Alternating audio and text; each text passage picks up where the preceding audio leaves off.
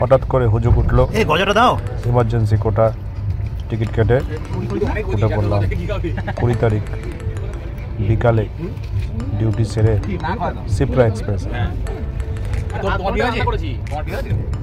21 তারিখ সকালবেলা 7:30টায় নামলাম।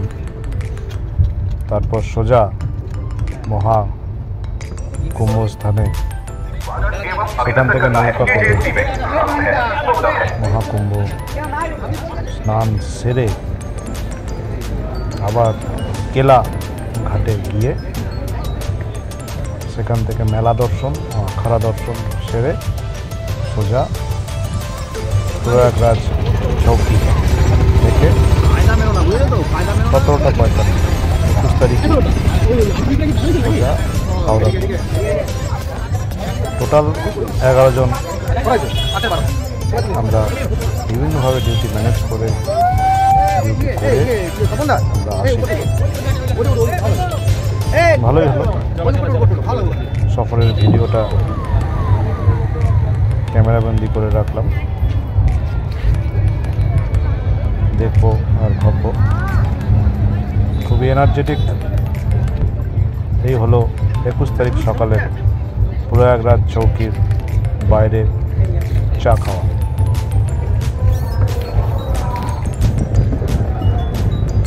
এই হলো মহাকুম্ভ হাট। এখান থেকে নৌকা পাওয়া যায়। আমাদের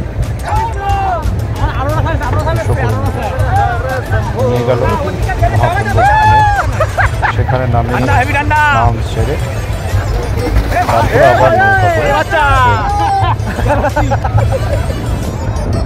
144 বছর পর এই মহাকুম্ভ প্রয়াগরাজে চলছে। তাই শ্রদ্ধা ও হুজুকে নিজেদের মতো আয়োজন ছেড়ে ফেললাম।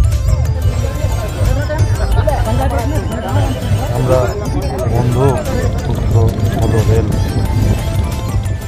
সেখান থেকেই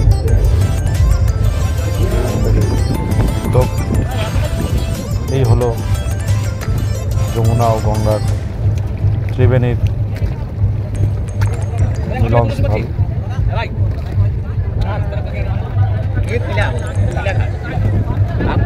কথায় আছে পাপ মুক্তি হয়, তাই আমাদেরও ইচ্ছা অনিচ্ছাকৃত পাপের মুক্তি ও শ্রদ্ধা জানাতে নিজেদের মতো করে ডুব মারলাম, স্নান করলাম।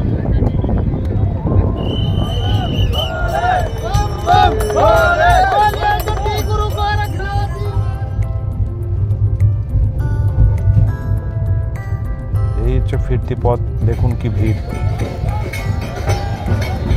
কোটি কোটি মানুষ এখানে স্নান যাত্রা, শ্রদ্ধা স্নান সারছে এবং প্রচুর এরকম আখাড়া রয়েছে যেখানে খাওয়া থেকে আরম্ভ করে পানি সব রকমই চলছে। এ হচ্ছে সম্রাট অশোকের কেলা। তার পাশেই বিস্তীর্ণ অঞ্চল জুড়ে কুম্ভ মেলা চলছে।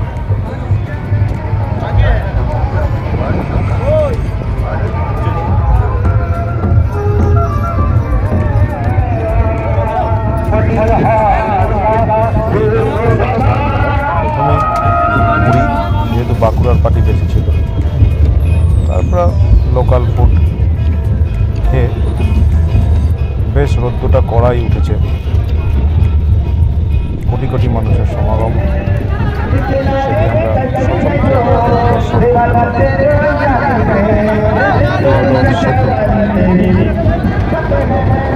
তারা আমরাও সামিল হলাম।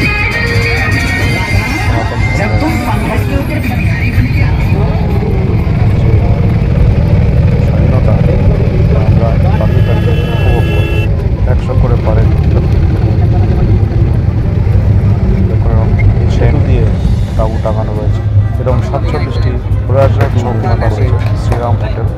উত্তরপ্রদেশ সরকারের আয়োজন থালি সিস্টেম বিশাল খাবার অর্ডার ছিলাম। যেরকম পুলিশ সেরকম 17:35 সেরকম চম্বল এক্সপ্রেস স্নান থেকে আরম্ভ করেই আবার বিভিন্ন আগে থেকে ব্যবস্থা তা একদম পর্যাপ্ত দেশ বিদেশের ট্যুর ম্যানেজার মানুষজন তারা নিয়ে উঠেছিল সবার রাতের খাওয়ারও জন্য আগমনের জন্য আয়োজন বিশাল।